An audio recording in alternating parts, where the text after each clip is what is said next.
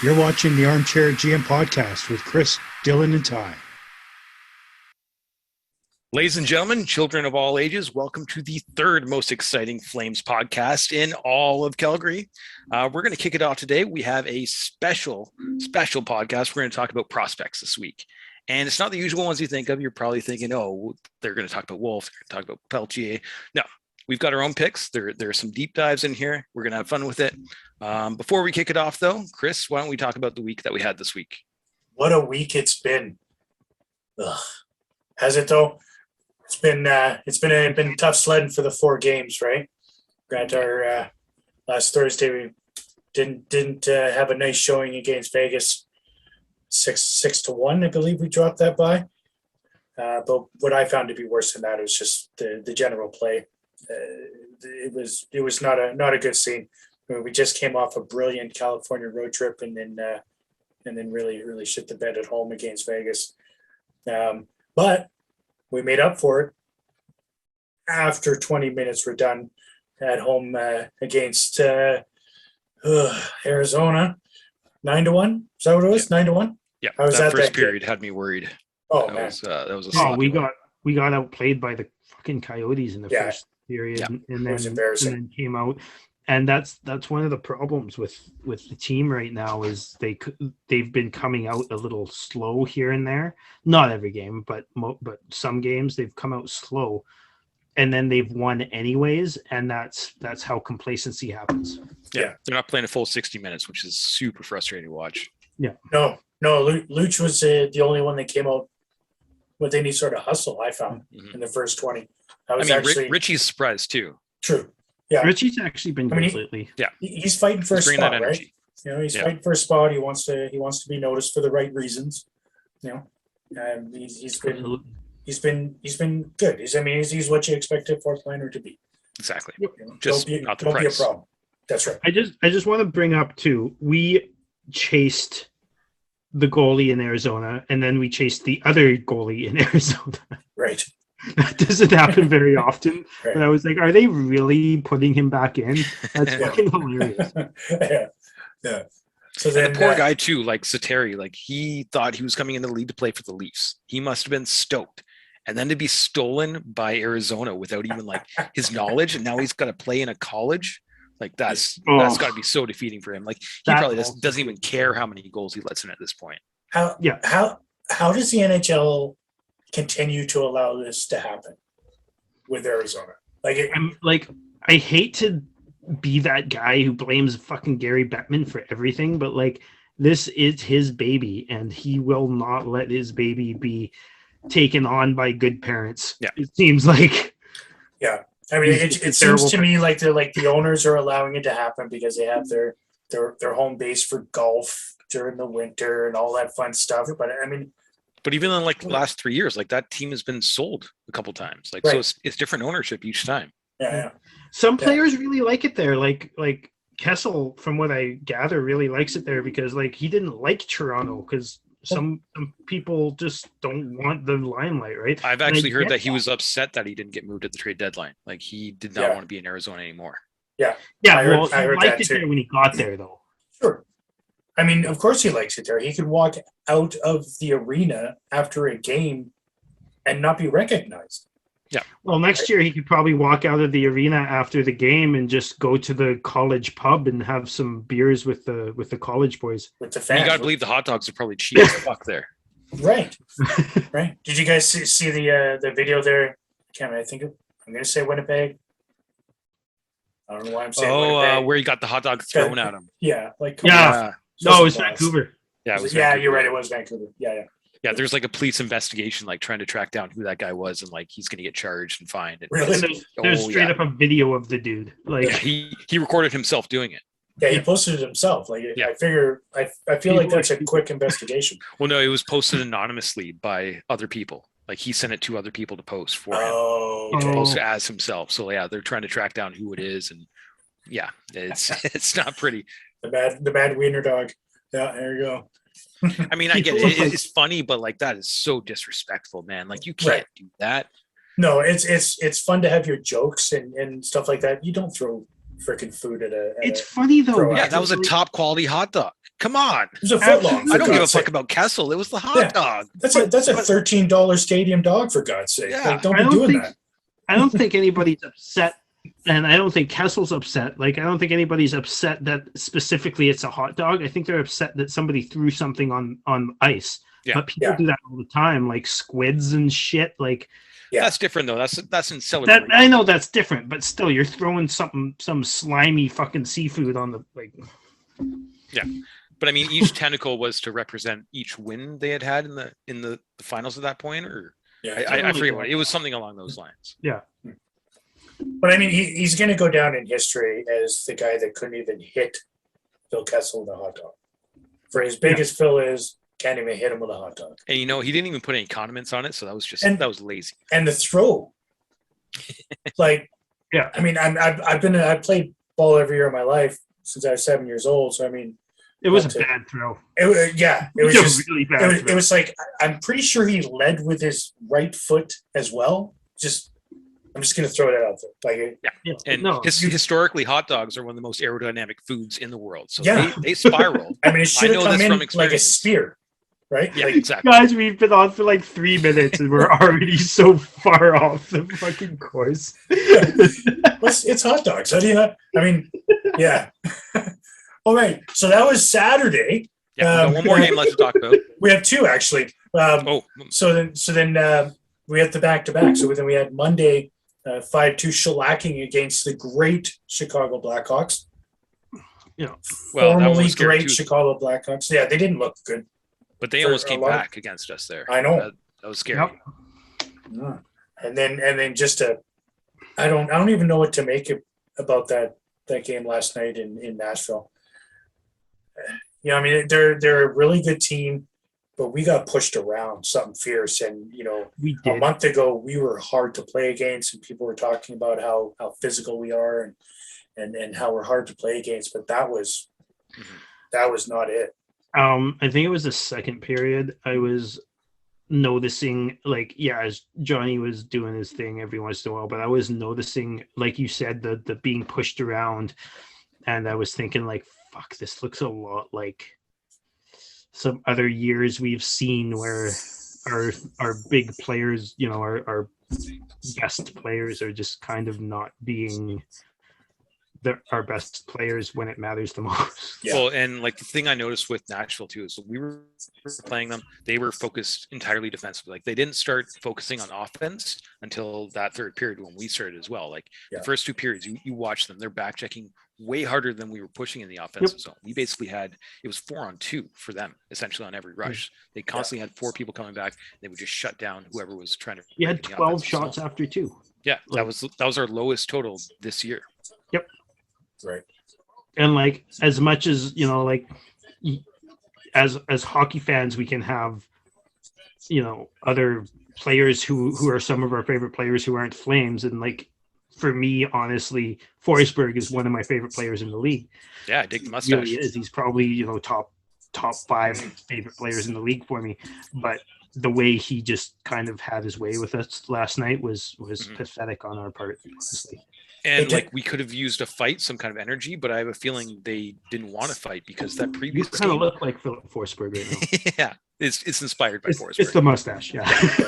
But yeah, like the previous game we played them, Borowiecki beat the snot out of Richie. Like he just absolutely pummeled him in the ice. Yeah. So I guarantee they did not want to fight him again. Yeah, that's fair. The I don't know, Dylan, did I ever tell you the story about the burger I had in Nashville?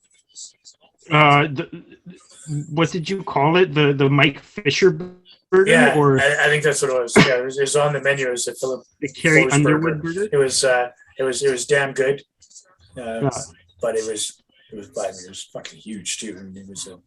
I'll be honest, Nashville, like aside from Calgary, the Red Mile, Nashville is number 1 on my list of places I want to go to see a game. It was a blast. Well, I would say Nashville is probably like the southern version of Calgary. Like they got the rodeo, they're big into country music. Yeah, and that's not even why for me. It's the atmosphere in that arena. I think is probably the best atmosphere in the league, honestly. Like from what I see, the atmosphere is great. I mean, I met a couple of guys. Well, they were friends of a friend, basically, who are season ticket holders. They've been going to games for years. They're very knowledgeable of the game and whatnot. But I tell you, a few of the people I talked to, I mean, they were just there because there was something going on. Like they had no idea what was happening. And I get the feeling that at least 30% of that building was the same way. They just yelled for the sake of yelling. Yeah. When they're pretty much. Which that does add to like. The same thing happens in Toronto, Montreal. Sure. Like, yeah, that's it's the same wherever you go. Yeah. The thing is with Toronto fans, not that I want to lose all of the Toronto fans that we have on our channel, but like, do we have any? Even the smart Toronto fans have no fucking clue what they're talking about. Okay, any of our Toronto fans, leave a link or a comment in the comment section at the end of this podcast. Yeah, we want to hear from you. The hate because we want to know why you're watching this. Yeah. Right. Yeah. Well, they're following a good team is why they're watching. Fair. Yeah. We get it. We understand. The bandwagon is always open come playoff time. They're just hoping to be able to watch 2 rounds worth of playoffs. That's what I'm saying. Hoping. As are we. I had a buddy that just he cold messaged me out of nowhere, and he just sent me a link, and it was someone was talking about Johnny Gaudreau being the best player 5-on-5. He just sends me this link. We haven't talked in years, and he sends me a text out of nowhere that says, "Fuck Gaudreau, I would take Matthews 100 times any day." I'm just like, okay, man, it's nice to hear from you too. Like, where did this come from? Yeah. Where did this come from? And you're wrong. Yeah, exactly. Well, don't get me wrong. Like Matthews is a great player, but like to say 10 times, I don't know. He's, Yeah. I mean, how many times has Johnny been hurt? How's Matthews' legs been the last few years? Well, I think it's his wrists these days. He's had surgery on his wrist quite a few times now. Really? So what you're saying is like. So next is the hip. Right? It's a natural progression. We're living it right now with on the shelf Sean. I think Matthews has far surpassed what Sean ever did, though. So, well, yeah. I guess. But 50, or no, he's at 60 now, isn't he? This will be his second Rocket Richard trophy, I believe. But what would he be without Mitch Marner? I think what would Mitch Marner be without him? I don't know, man. I think they're both players. They complement each other. Yeah, they complement. They do complement each other, but I also think they excel away from each other as well, as we've seen the last couple of games with Matthews being out, Marner, and even Nylander has actually filled in and stepped up. Well, that's kind of my point. Is without Nylander, the Calgary boy, without Matthews there, Marner's really still continuing on and looking good. Yeah, I haven't watched a bunch. That's as far as a compliment I'm ever going to give the Maple Leafs ever again. I think it was back in the Stajan days, like before we had Stajan and Stajan was there. I think that was when I originally started getting really annoyed with the Toronto fans. Is like Matt Stajan was their fucking be all end all savior of everything, and him and Kyle Wellwood.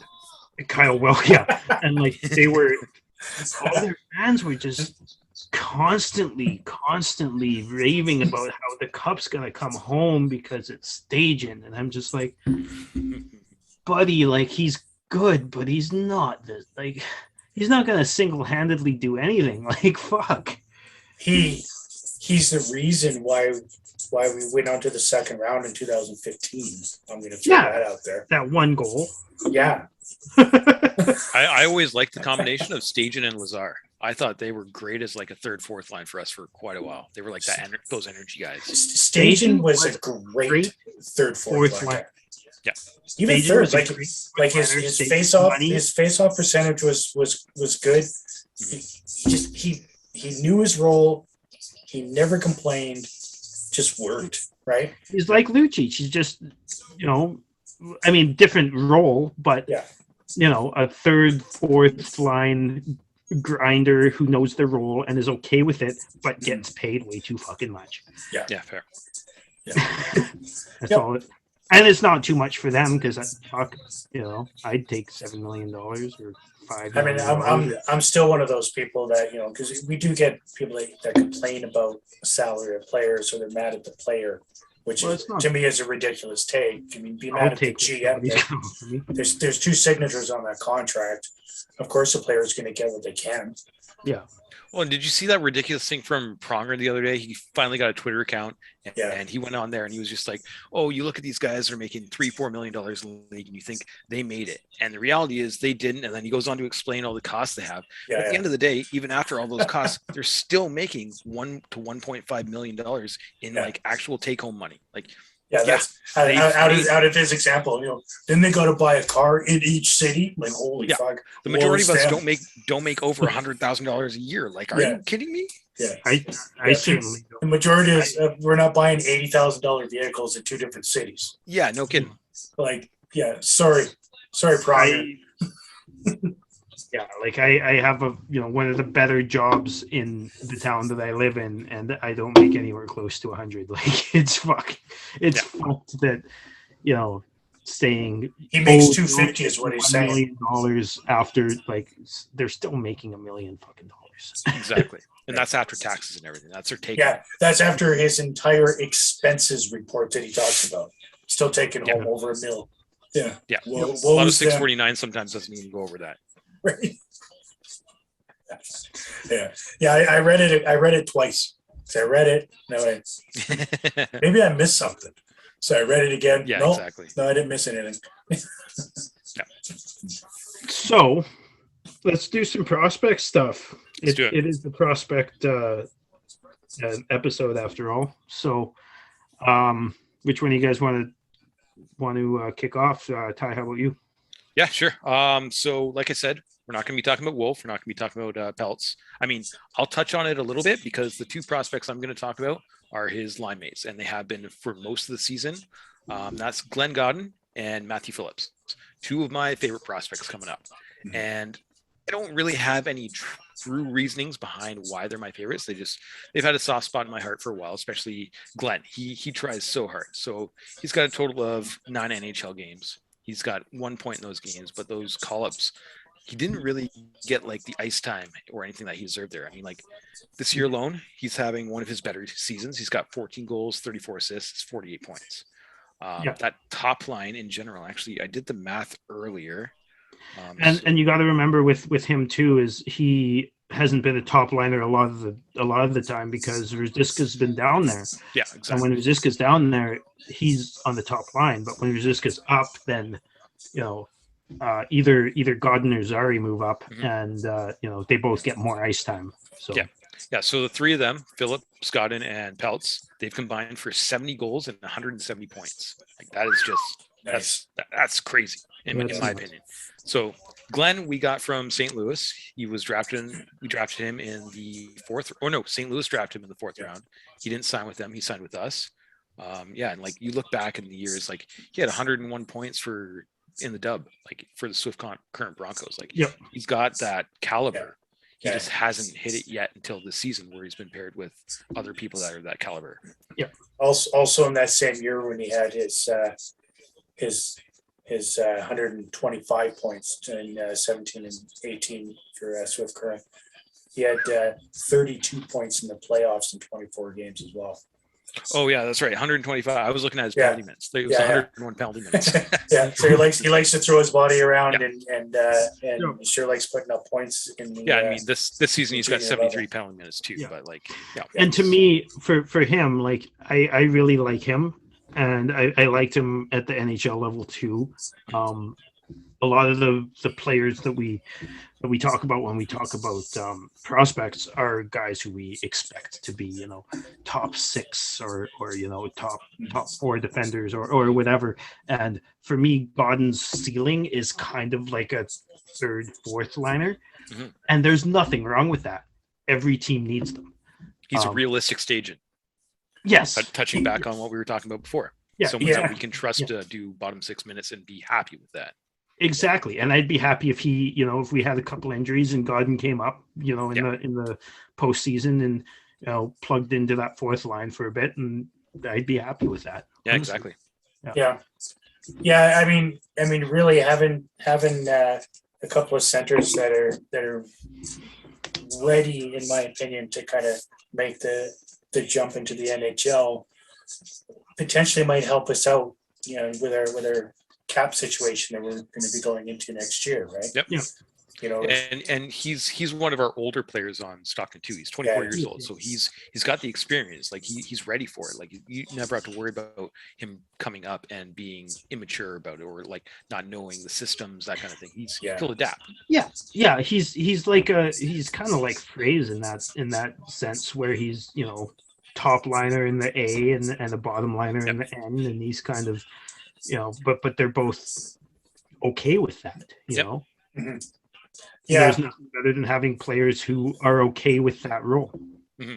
I honestly think my ceiling is a little bit higher for him. I think on occasion, because I think Russ will be second line. Me too. In 2 years, I'll say. Yep. I could honestly see Ruzicka taking it next year. I could see him surpassing Backlund at some point. Yeah, well, and it's going to happen, right? Yeah. But I can see Godwin actually taking, a few games in that role as well. I truly have him sitting at a 2-3 spot. Oh wow. Yeah. Okay. Middle six. Yeah. See, I've got him at the bottom six, but bottom six guys can also go up. Yeah, I don't think he'll play a season at 2, but I'd be surprised if in 2 years if he's not playing 15 games at the number 2 slot. Well, absolutely. I mean, it all comes down to his next contract too. True. Like his contract's expiring this year. He will be an RFA, so we still have the rights to him, but it's still a matter of whether we qualify him an offer or move on if he's not going to be coming up to the big club. And I kind of think, I don't know this for a fact, but just my feeling is that he's going to want to go somewhere else where he has more of a chance to play at the NHL level. I think that conversation will kind of come down to what Brad decides is going to be the way in which we're going to be signing our top guys.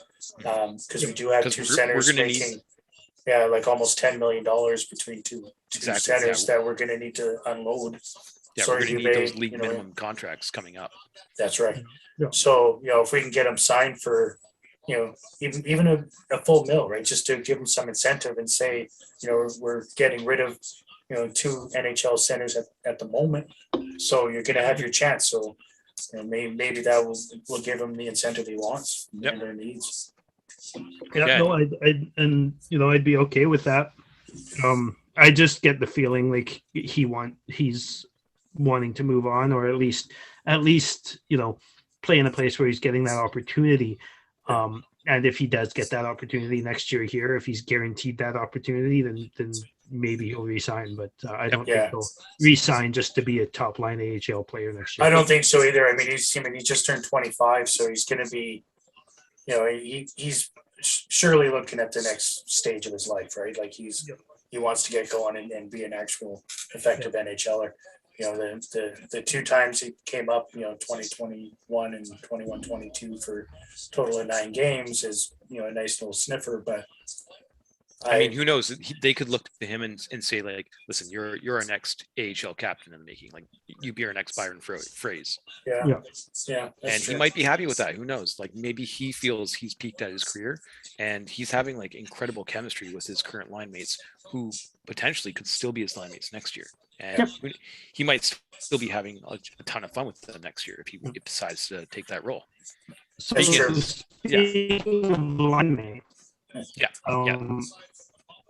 Matthew Phillips, you were saying, that was going to be my next guy into.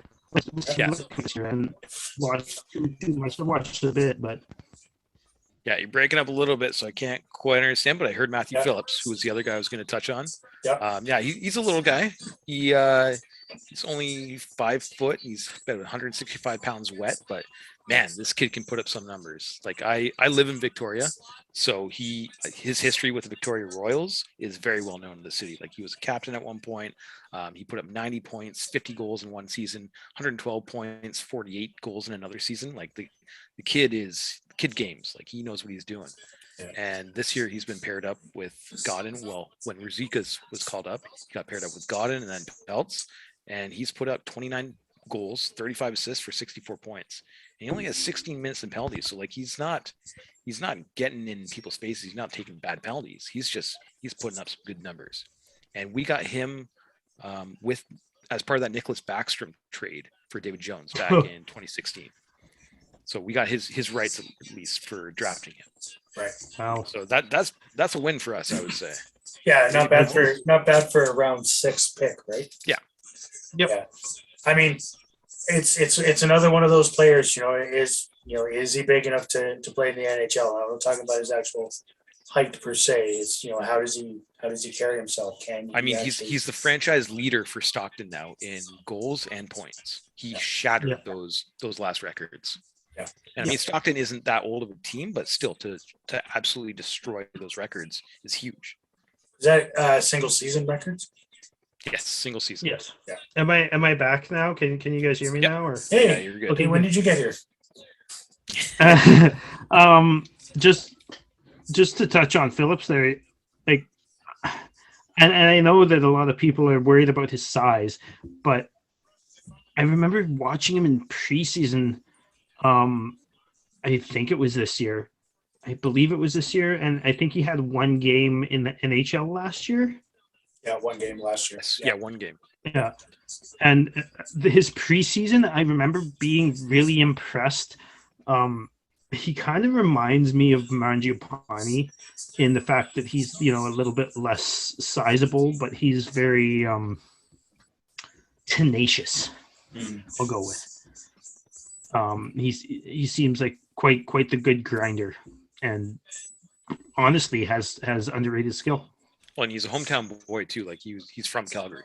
Oh, is he? Yeah, so that's a I bonus did not too. know that. Oh wait, yes, I did. Yeah. Yeah, there's a lot of Calgary connections with people that we draft, isn't there? That's interesting. Dubé too from Cochrane. Well, I think he's from Golden and grew up in Cochrane, but Right. Yeah, I know it's. I'm hoping that he can take that next step. The one game that he played against actual NHLers last year, I mean, it was okay. I mean, it was one game, right? So I mean, obviously, I'm not expecting the world from him, but he didn't really stand out either. Yeah. But obviously, he's obviously taken a step, right? Because even last year, he only had, not only, bad thing to say, 21 points in 30 games in the AHL. But I feel like if he can do another season of what he's doing now, then he's got a legitimate chance at becoming an effective NHLer. Well, and a lot of And I people are think saying, like a lot of the experts are saying that he is next in line for call up. So Right. it was Rusty first, Ruzicka, and that Phillips is next in line. And I wouldn't be surprised to see us. really like that. I like that nickname, by the way, Rusty. Rusty? That's my grandma's nickname. Yeah. Yeah, and like a lot of people are saying that Phillips is next. I wouldn't be surprised to see him play at least 1 or 2 games at the end of the season here. I'd like that too. I don't think that Sutter's going to just call somebody up for the sake of calling them up.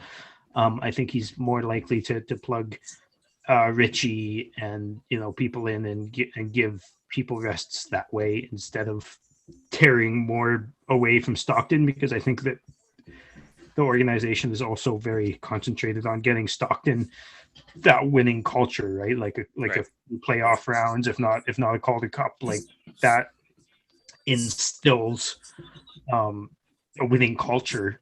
And then when guys get brought up, then they already have that winning culture and know the system, and that helps even more, right?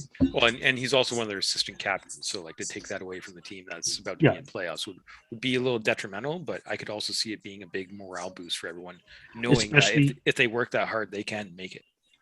Yeah, and especially considering they've taken, essentially their best center and their best defenseman. I think Mackey's still up with the big team, isn't he? Yeah. They sent down Yeah. down though. Yeah, he's still up. Hasn't been sent down. Hasn't played the last 3 games, I believe, 4 games, something like that.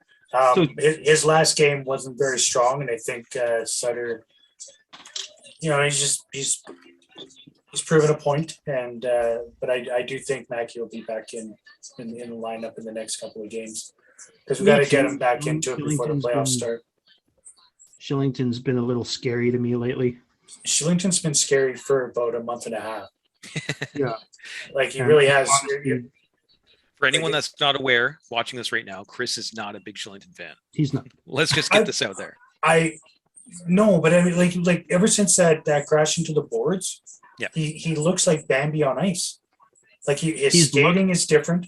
His passing has just been horrendous, and I'm actually worried that he's going to get hurt out there. Well, and that happens with a lot of players. They come into a season with confidence, and then they lose that confidence when they have something scary like that happen. Sure. Like, look at that. Well, you take a step back, right, and look at what's going on, and then you're like, oh, maybe I shouldn't be taking these specific, risks because then I'm gonna get my head crashed into the fucking boards. Yeah, that was a scary play. It really was. Like regardless of what my feeling is on the player, I don't wish injury on anybody. I never would. Yeah. But that was a holy shit play. Like that was unbelievable. I'm still trying to figure out how it happened. Just the way the way the whole play was flowing, it didn't make any sense even how it happened at all.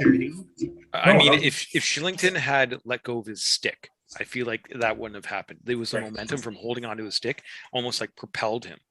Yeah, that's fair. Yeah, no, I mean, I think Mackey will get in. I think we kind of rushed Shillington back in. Yep. Me too. Yeah, to me, he clearly had a concussion. Right. Just based on how he's kind of skittish and how he looks wobbly to me still. Yep. I think the best course of action, as far as I'm concerned, would be to let him sit out a few games, just kind of calm down a little bit and get back to form. He's had an incredible season. So, I mean, I'll give him that. Obviously, as we talked was that last week or the week before about the TANF effect, it makes sense. So, yeah. The most natural spot for Mackey to fit, and he fits well there. Mm-hmm. True. I mean, since we're on the topic of defensemen, Dylan, I think you wanted to talk about one of our defensemen coming up in the prospect system, didn't you? Yeah, I wanted to mention Jeremy Poirier, who plays for the St.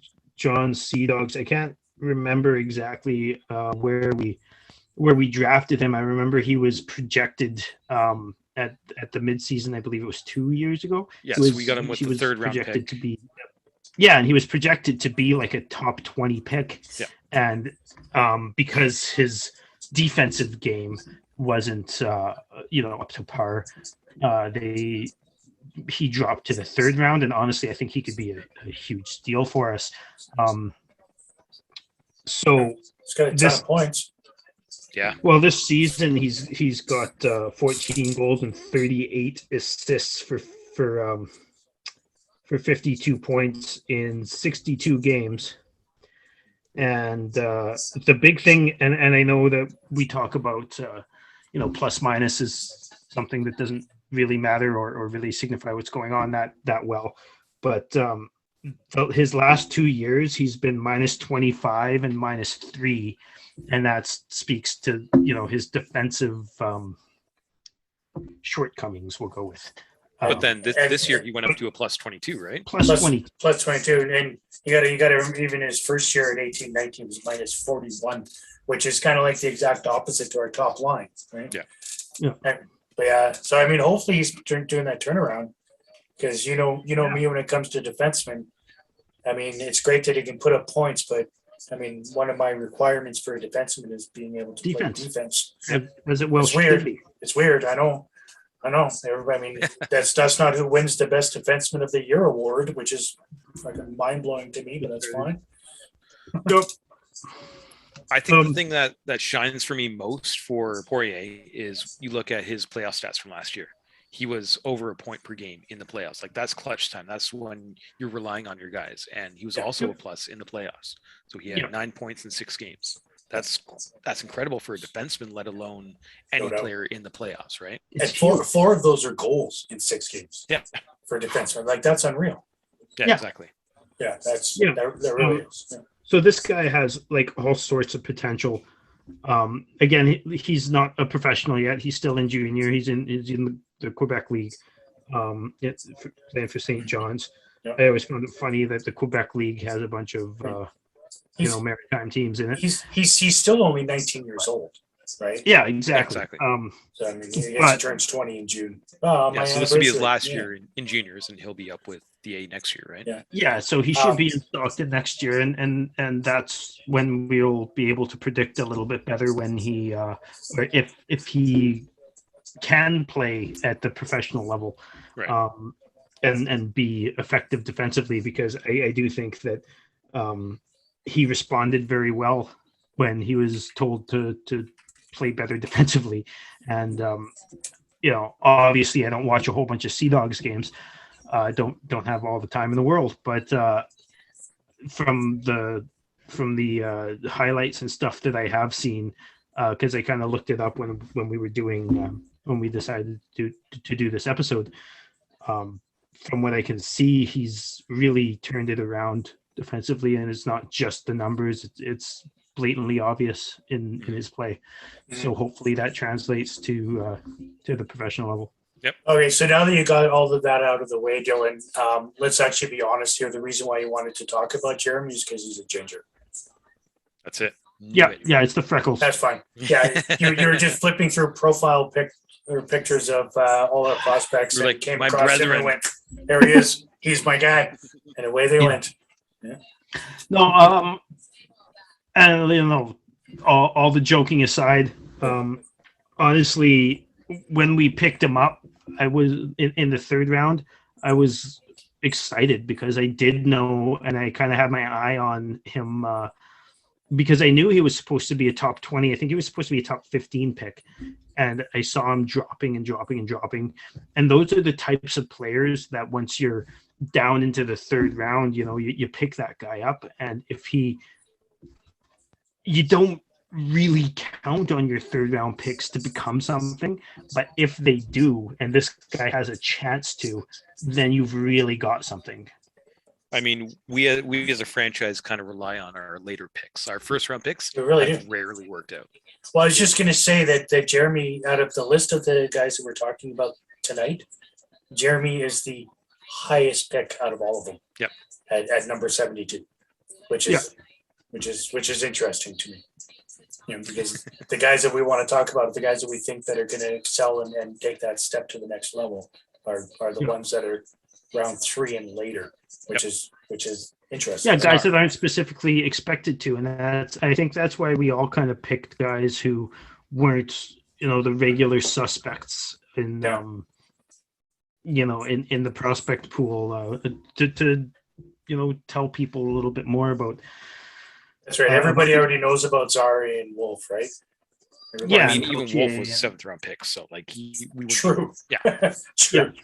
But everybody knows about his accomplishments to be now, right? Yeah, for some reason. Yeah, right. Yeah, they're still up in arms. Vladar is on the team, and Wolf isn't back. And Wolf is setting AHL records. Like, let's let him do that. Yeah, right. Let's build some confidence in the kid, right? Yeah. So I wanted to talk about another guy, and I do think this guy gets a little bit of media fanfare, even though he was a late round pick, because he's been absolutely lighting it up for the Sioux Greyhounds in the OHL. And that's Rory Cairns. Just a bit, eh? Just a little bit. I kind of did some digging into some comparable seasons he's had, or he is having with some other guys. And he's got comparable seasons to guys like Tavares, Jason Robertson, and Todd Bertuzzi, actually. not bad for a 6th round guy. No, absolutely not. Yeah. And the thing is, like, you look at that Sioux Greyhounds team, and nobody else is coming close to those numbers. Like, the next one is Seattle draft pick Ty Cartier, or whatever his name is. He's got 79 points. Cairns has 118. Like 79 is second place. Yeah, he's got 118. Exactly. That's amazing. It's insane. Yeah. So in his last 10 games, he's got 21 points. Yeah. which It's is just nuts. It's what did you say? 6th round? Fuck. Sixth round, yeah. Yeah, I'll take 174th that. overall. I mean, given it's junior, and we never know if that's going to translate. And I'm not sitting here saying he's going to become Tavares or Bertuzzi or Robertson or anything like that. I actually have McDavid written down here too, because he has a very similar season to McDavid. He's just got we don't mention that name on this podcast. 20 less. That is he who So- shall not be named. So, yeah, okay. McDavid did that. There, I'm just gonna mute him. Fuck's sake, McDavid. Yeah, you're in timeout. Yeah. Okay. I think Fine. you need to mute yourself now. You just mentioned it too. Come on. Hey, I'm just. I almost just kept myself muted because I'm in somebody. Yeah, who shall yeah. not be named. We're not talking about But- the collarbone here, okay? Yeah. But anyways, he's got, so Clarence has 43 goals, 75 assists, which is fucking ridiculous. Yeah. And like I said, he's, got similar seasons to guys like Bertuzzi, Tavares, and Robertson. Given, Bertuzzi was in 94 and Tavares was in 2007, but still, like, I'm not going to be these guys, but he's drawing comparisons to those guys. So for a 6th round pick, I'll fucking take it. So the crazy thing is, like, in the OHL, that's only he's ranked 2nd. So, like, Yeah. Wyatt Johnson has 124 points, which is just like that's nuts. Yeah. It is nuts. Yeah. But then after that, it falls off a bit. Like, you got 113, 111, 101. But yeah, Rory Cairns and Wyatt Johnson, they're just like next level. Yeah, that's Yeah. really impressive. You know what else I find to be really impressive, and it happened kind of organically. We didn't actually discuss this in any way, but 3 of the guys that we're talking about tonight are from the 2020 draft, and all of them are later rounds, right? Got Right. 3rd round, 5th round, 6th round. This is good stuff. I'm liking this. Yeah, me too. It's great to get value from those later round picks, especially when you have more confidence in what's coming up, considering you've traded 1st round picks for Toffoli, which is great. Don't get me wrong, but that's still a 1st round pick gone. So now you have to try and get guys. Not that we have many picks this year, but you have to try and get more guys with good picks in the later rounds. Well, Yeah. like I said, like, our 1st round picks haven't exactly worked out recently. Like, more recently, we've taken Zari and Peltier. Like, sure, those guys look really good and they might work out, but the history, like, you go back, it's like, what was the last one? Monahan was our last one, 2013. Chuck. I mean, Oh, yeah, Chucky does okay. Yeah. I guess he's all right. But let's be honest, that was a home run. Like, Jesus Christ, Vancouver, you're fucking stupid. I know. But Yeah. like, could you imagine if we had to play against him fucking 5 to 8 times a year? Like, oh, Yeah. We would hate him. fucking hate that. What's that? We would hate him. Exactly. Yeah. Yeah. But But I love him. So So I think, Chris, that brings us to our final 2 prospects. final 2. So I mean, just based on the 2 that I wanted to have a quick chat about, I'm going to go with Walker Duehr first, because he's not exactly lighting it up as it were, but he's out of university, and I don't think he won any Hobey Baker awards or anything like that. But I am interested to see him develop as a player. He's 24 years old, born in Sioux Falls, right, back in '97. is that Michigan? South Dakota. I South believe it's Dakota, okay. Yeah, I believe it's South Dakota. But he's 210 pounds, 6'2". So I think he's going to be. At least my thought is, or hope is, that he comes in and just kind of excels as a 3rd line winger that can just be a great grinder for 8 to 10 years at $2 to $3 million. That's exactly where I see him too. Yeah. I like this kid. He's played a couple games last season. I thought he looked really good. He had a couple of really strong games. Super strong on the puck, super strong on the bodies. I like this guy. Again, like you said, probably third, fourth liner, bottom six guy, but that's okay. And to me, if you look at how our roster shakes out and the chances, I don't know if they're going to be able to move out Lucic, but I think they're going to try. Right. And I think that is a really natural fit for Lucic's spot. Yeah, for next year. Even if Luch decides to retire, like that might be an option too. Yeah, if Luch retires, whatever, or even in 2 years when Luch's contract is up. Yeah, I just see. First of all, I see Luch be taking a job within the organization. I don't know what job that is. I just think that's a good fit. But I really see Dewar stepping into Luch's spot and doing a which organization do you see Luch taking a job? Like not for Calgary, do you? Yeah, I do. Really? Okay. Yeah, I think him and his family really like it in Calgary. I mean, he really, really likes Boston too. Like he still posts pictures of him in Boston gear. And he's from Vancouver, right? So who knows? But he hates. I think he really likes it in Calgary, but I've been wrong before. Yeah. Unfortunately, I don't know too much about Walker Duehr. I didn't get a chance to watch preseason, but I just remember seeing all like the fan pages light up, and they would constantly talk about Walker being up in the club. So like he made an impact with the fans already. He plays heavy, man. He plays a playoff game. He does. So, and obviously when it comes to preseason like that, he's going to be playing a tone to be noticed. Yep. So. But I mean, he plays that kind of game all the time as it is, right?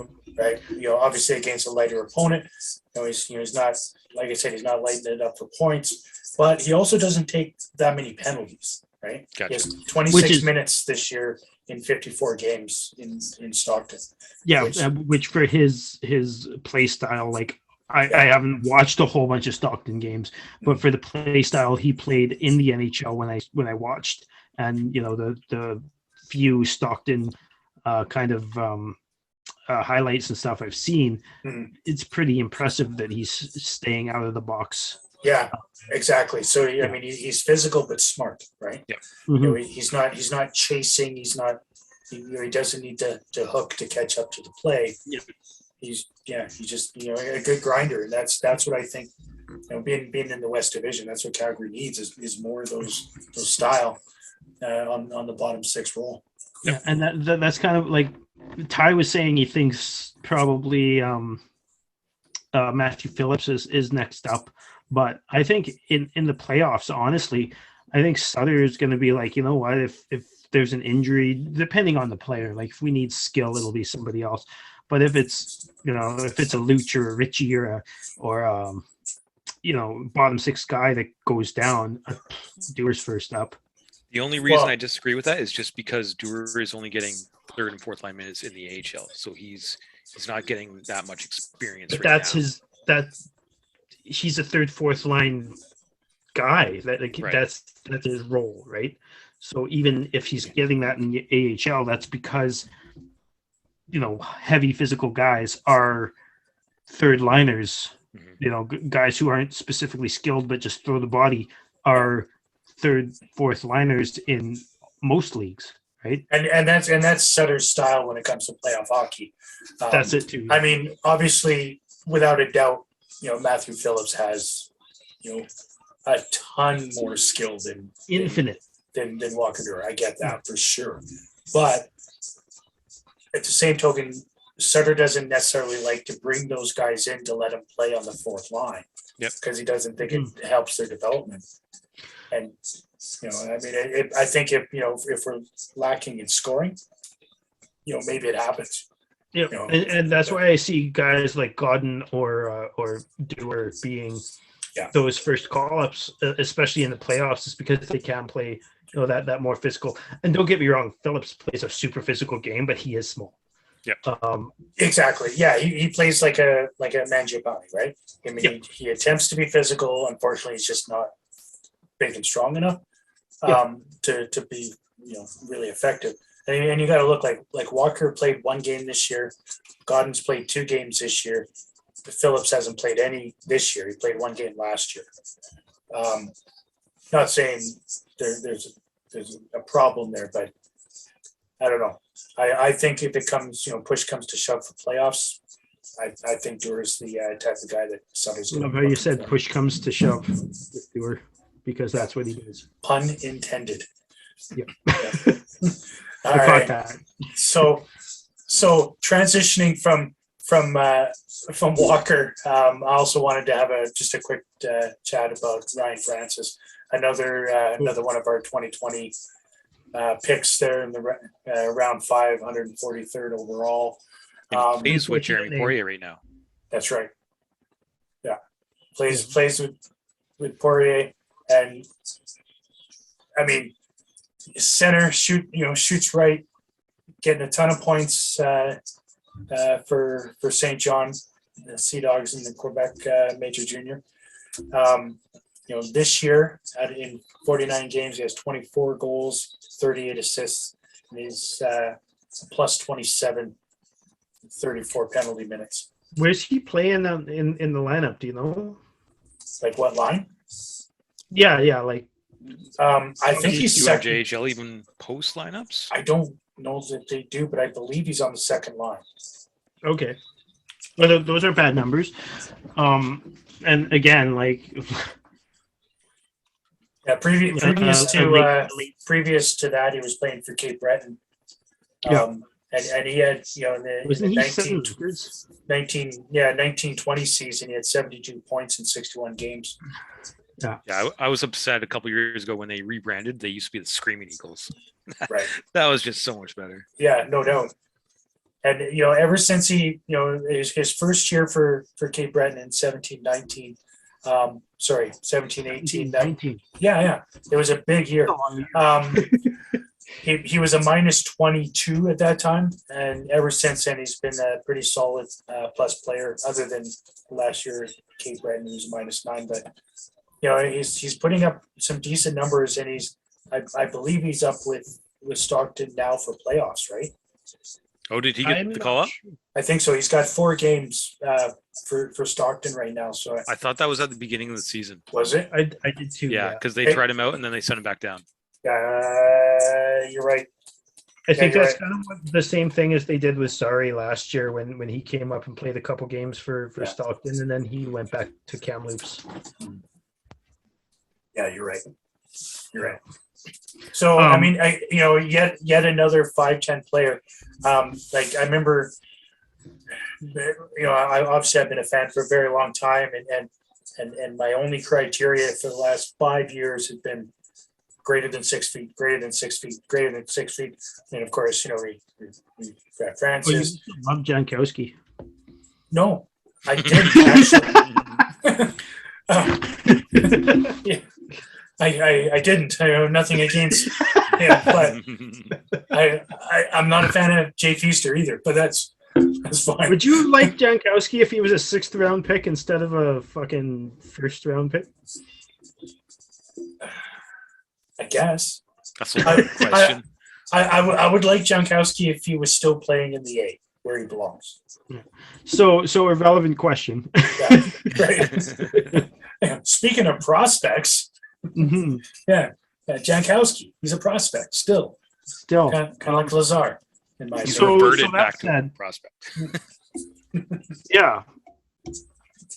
Yeah. No, I really like most of the guys we've talked about. In fact, all of the guys we talked about here, I've really liked, and Ryan Francis too is, again a later round pick. Was he 7th? 5th. 5th. Okay. Yeah. Still a 5th round pick, and his production has been out of this world for where he was picked. Yeah.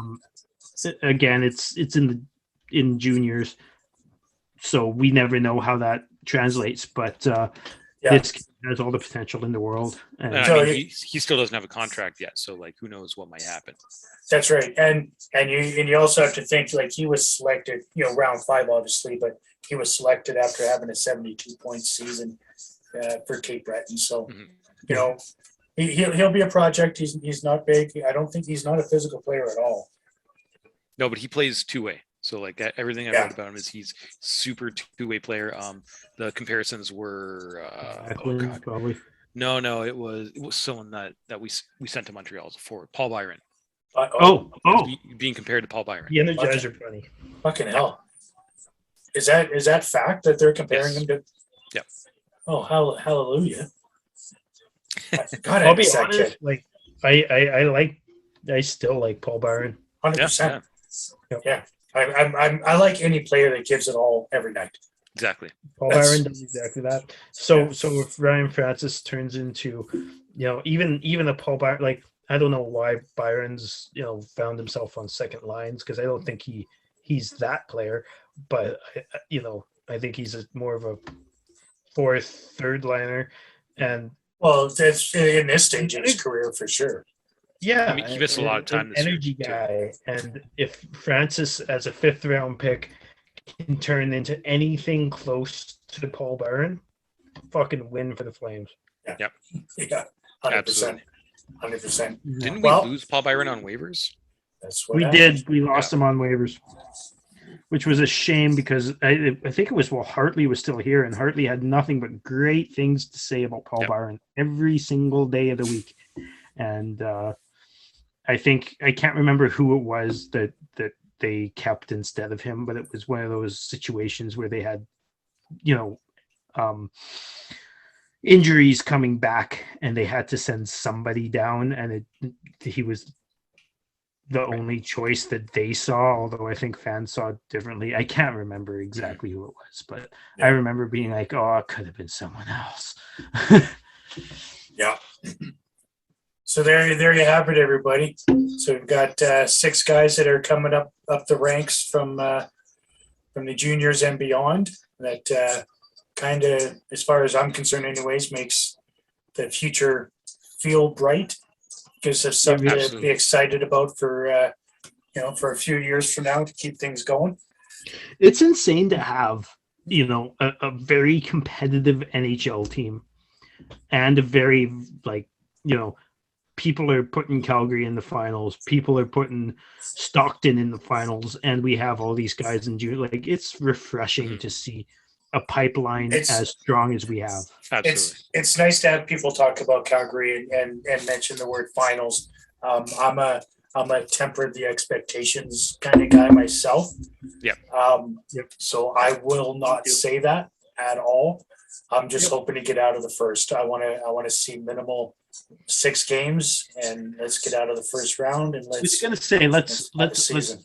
let's do a quick little thing here. What's your expectation? Like if you're looking for a successful season, how far do we get?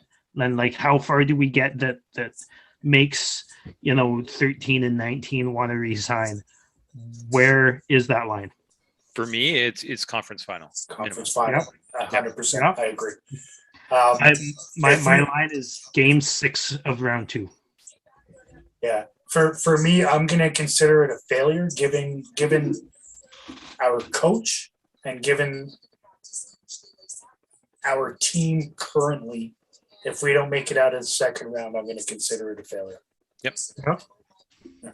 I agree. It's now or never. It's now or never. We are some of our top elite players are at that level where if we don't sign them, they're going elsewhere. Yep. And so if that happens, we're fucked, and then we're starting over again. So to start over again with anything less than a conference final to me is a loss. Yep. Agreed. Fair enough. And I'm close. Like I said, I'm game 6 of round 2, which is almost conference finals. As long as they win that game 6, that's all I care about. Well, again, I'm trying to temper expectations. I'd fucking love it. I'd love nothing more than, getting to the finals and beyond. But I'm trying to temper a little bit and saying I think game 6 is where we would need the second round is where we would need to be at for both Johnny and Kachuk to say, listen, this is where we are going to win, and we're going to commit to winning here. As soon as playoffs start, I'm just going to go and buy a side of beef. So is that I'm ready to go on the barbecue and the smoker for many days of barbecuing and outdoor hockey. You know what? You should For the cure summer. it, and you should leave it hanging until our playoff run is done. Mm. And depending on idea. what you got, you might have something you need to throw on the grill, or you might just have something you can, just Some shave on a jerky. plate. Yeah. Good point. I like where your head's at. I like where your So- head's at. Maybe.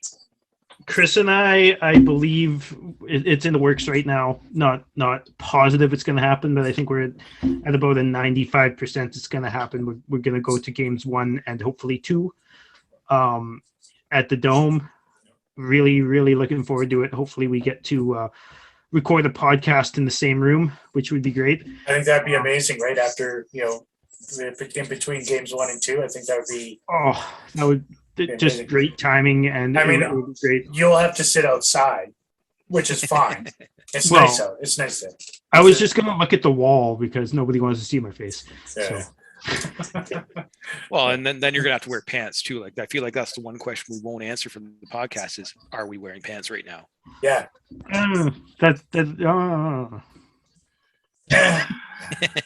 If you Yeah, set up business that from the shelf waist for up. Sean, I could sit on the shelf with Sean. Is that the troll shelf? What's that? No.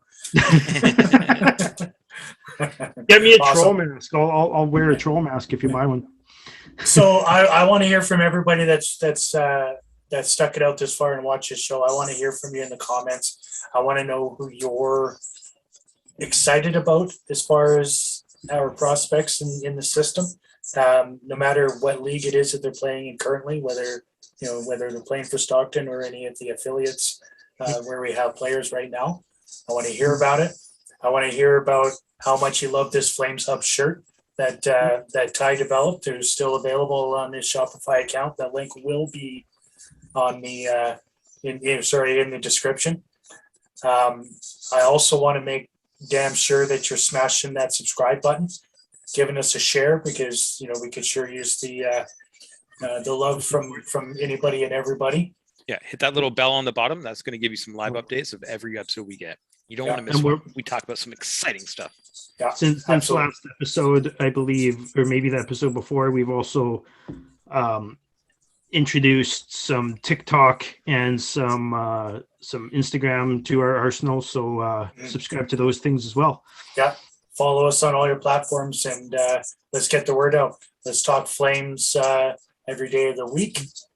And it's exciting times here, right? We're getting down to the nitty gritty for the season, and also give us shit for not talking about Peltier and Wolf, because everybody's going to. yeah, that's fine. Give me shit. Give Dylan shit for mentioning that guy. Connor McDavid. Oh my God, you just had to go out on that note. And Bye. so, all right, guys, everybody, it was a lot of fun, and God damn it, Dylan, you just fucked us. Yeah, look what you did. That's it.